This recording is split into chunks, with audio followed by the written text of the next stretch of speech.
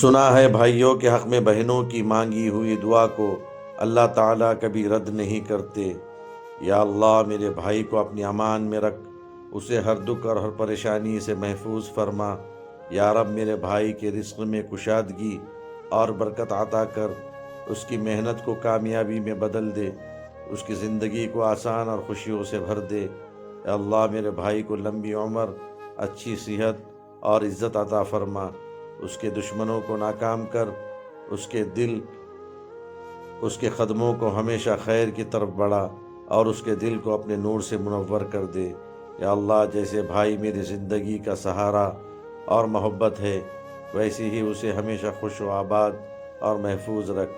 یا رب میرے بھائی کو نیک بیوی، فرما بردار اولاد اور دنیا و آخرت کی بھلائی عطا کر۔